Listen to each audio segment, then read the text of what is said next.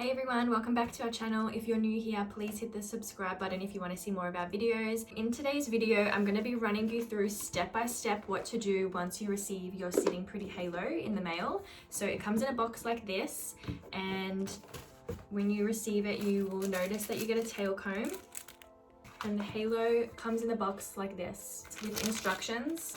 But it also has nylon wires, Velcro clips, and stretchy wires as well for when needing to adjust the halo to fit your head. So I'll run through just what happens when you open it and then the steps to go through. So the color that I've got here is 2-4, which I think is going to be a little bit darker than my hair, but this was the closest color that I had here to be able to do this video. At the moment I'm wearing color 4 in medium, and this is the thick that I've got here. So I'm going to start by opening it, and then at the back, at the bottom, you will see that you've got Velcro clips. Now what these are really good for, they're not necessary, but if you are wanting a little bit more security on your head when you're wearing the halo, you can actually place these Velcro clips along the very top of the halo base, because we actually put a Velcro felt material that allows you to clip the Velcro clips on. And it's just really good, I guess, if you're going dancing or you're doing something a bit more extreme, that you have a bit more security on your head with the halo. The other two packs are the nylon wires and the stretchy wires. Now the nylon wires, the difference between the nylon and the stretchy is that nylon is not stretchy, so it's essentially a fishing wire, and we've got a few different sized wires with the nylon, and this is just personal preference. We've given stretchy wires as well because not every head size is the same, and maybe the nylon wires won't have a size for some people, so we just wanted to cover all bases and have stretchy and nylon wires. Most people, I think, prefer nylon just because it's a little bit more firm and secure and sort of like a solid sort of like a set fit, whereas the stretchy wire is still fine and comfortable, but it just means that your halo is a little bit more flexible when it's sitting on your head. So now what I'm going to do is I'm going to get the halo out of the pack, and we're going to see which wire is right for me, and I'll show you how I go about that and how I set up the wire as well.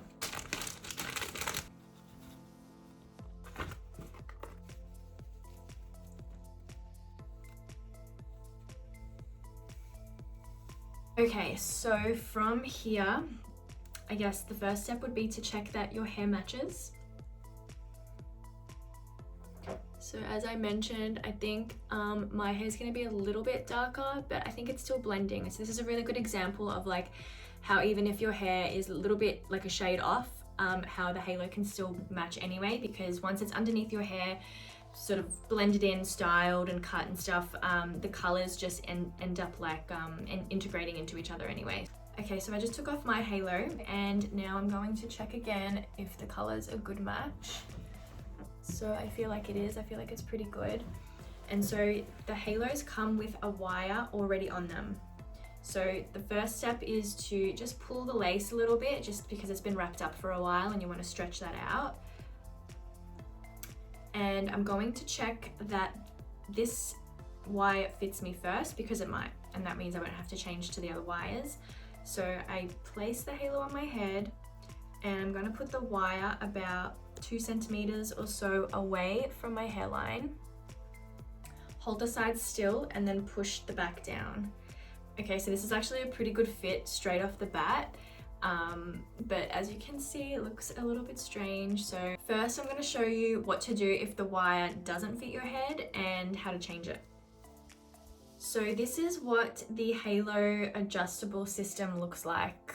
So see how there's a hook with some loops, and the wire's attached to the hook, and then you've got these loops here. Now you don't really need to use these other loops, you just need to use this first loop.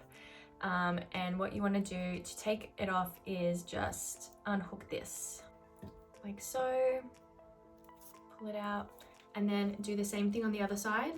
Okay, so now that you have the wire off of the halo, you can grab the other sets of wires that you've got.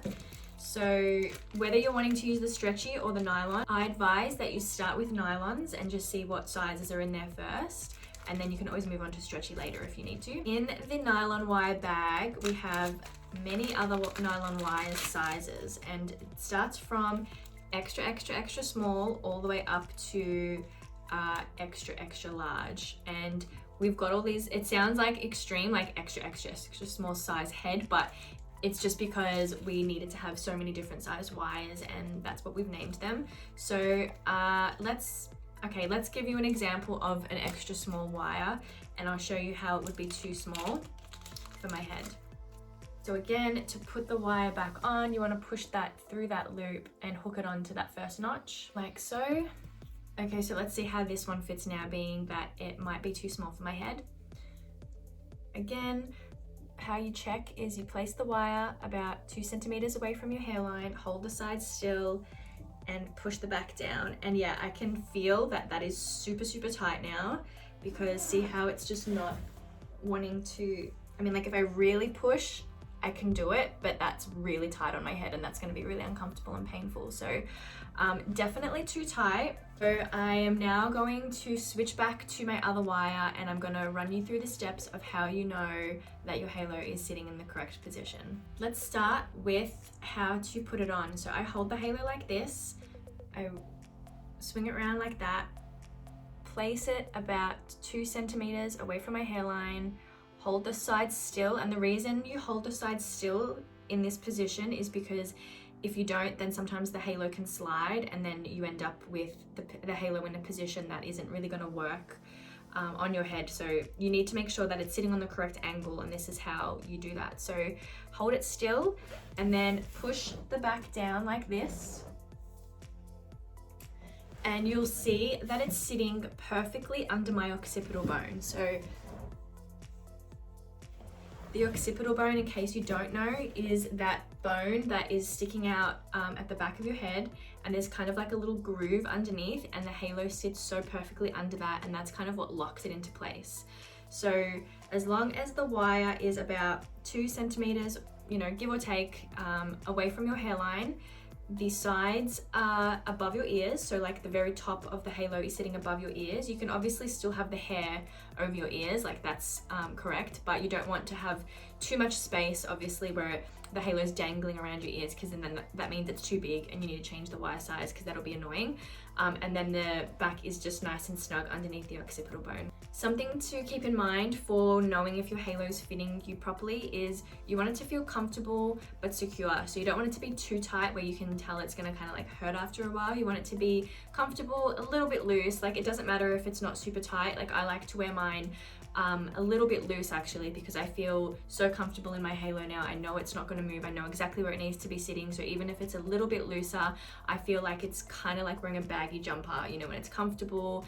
And yeah, I just like to wear mine like that. But everyone's different. Some people like to have theirs really tight and firm on their head because it just makes them feel more secure.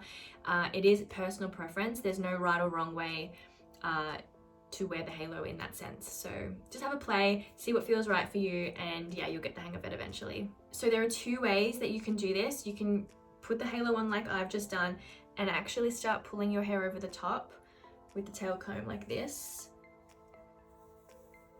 and you're sort of like combing all your hair out over the top of the halo. This way is fine. I mean, it's just it can be a little bit taxing on the hair if you're doing it every day, where you're like pulling hair, you know, you're kind of like grazing your hair against the halo if you do it this way. So obviously don't look at the way it's looking at the moment, because it hasn't had anything done to it, and this is how they look when they come fresh out of the box. You probably won't be able to wear it if you have hair like mine fresh out of the box. So the other way that you can put it on is you clip up the section of your hair that you know is going to be sitting above the halo first. So you section it. It's usually, you want to leave this much of the fringe out and then clip up that crown section. Then place your halo over that whole section in all the right positions that we've already talked about. And then you let the clip out and you let your hair down, and then all you have to do from here is comb over it and just tidy it up, which is really quick and easy. So this is what it looks like at the moment with my hair, and it hasn't had anything done to it. It doesn't look right at all because it's not. They're not designed to be worn like this fresh out of the box, because hair extensions in general normally require so much customization, unless you are someone with really long hair already and you don't have any layers and your hair is like not cut blunt on the ends and you're just wanting to add more volume and maybe a little bit of length because your hair's already long. That is the kind of hair where you can wear it straight out of the box and it can look really amazing and beautiful. But if you're someone like me, where you have this kind of hair, like mid-length hair, you know, it's not like, I've just had a cut recently, so my hair is looking a little bit thicker, which is great, but it just means that I'm going to need to do more work to the halo for it to look natural. And so I'll explain in some detail what you're going to need to do, so you can at least maybe talk to your hairdresser about this process. They'll probably know what to do because hairdressers usually have worked with hair extensions and they're smart, they know what they're doing with hair. So but you can, you know, show them this anyway. So you're dealing with your own hair and then this whole additional weave of hair, right? So basically what you want to do is you want to come up with the length that is realistic to begin with for your hair. So my hair is mid-length, and realistically I can't keep my halo this long, because you can see that there is a disconnect with what's going on up here with my real hair and what's going on down here. So if I was to keep my halo this long, I'm not going to get any volume really. Like I would need way more hair down here if I wanted to keep the halo this long. And the reason is because we would need to balance out a lot more what's going on up here with my volume up here, down here with the halo. So in saying that, what feels realistic for me to have really beautiful long hair but natural is to probably trim the halo to about here. Because remember, I'm wearing the thick, not the medium, and I've got the medium here that I can show you in a moment that has been cut to my hair, and it's shorter because again I couldn't have the length with the medium with my hair because it would be too thin and stringy and it wouldn't look natural. So yeah, you can kind of see here now that if we were to cut my halo to about there, that's more of a realistic length for me. And what happens is when you cut the hair, it actually gets a lot thicker. So that's another thing to keep in mind, is when you trim your halo, especially if you trim it significantly, like if we're cutting like, you know, that much hair off the bottom, which is a decent amount, you end up with so much more volume up here. It's crazy how that works. I don't know like what it is, but it just means that the hair thickens up a lot, which then means that you have so much more hair to layer and chip into to blend in with your own hair. Because what you want to do is you want to create a system within the halo, with the haircut in the halo, that makes my hair look like it's a layer.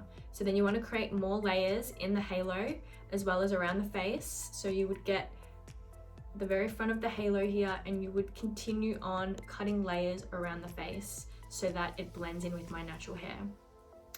And the difference from this to when they're cut and styled and looking like your own hair is pretty crazy. So don't freak out when you get it and it looks like this, because this is totally normal. You're gonna need to do work to it because it's a hair extension. And the beautiful thing about the halo is, normally with other types of hair extensions, like, you know, even clip-ins, but permanents, you're dealing with having to go back every, you know, 2 months or 6 weeks to get your hair moved up, to get the extensions moved up, which not only causes damage, but you have to do that every 6 weeks to 2 months. And that's more annoying in the sense that you have to keep making sure that it's working with your hair, trim them, all that stuff. Whereas if you just do it once with the halo, you cut it once, it's done for the next 1.5 years, you know, however long it lasts you. So it's a pretty amazing concept in that, yeah, you do it once, it's done, you just use it for the next however long, and your hair looks amazing every time. And it's just going to work with your hair every time because you put it in the same position every time. And, you know, unless you get your hair cut completely different, it's going to work with your hair every time you put it in. I'll show you my medium again in my hair and just show you the difference between how I've had it layered and cut and how natural it actually looks once it's in my hair.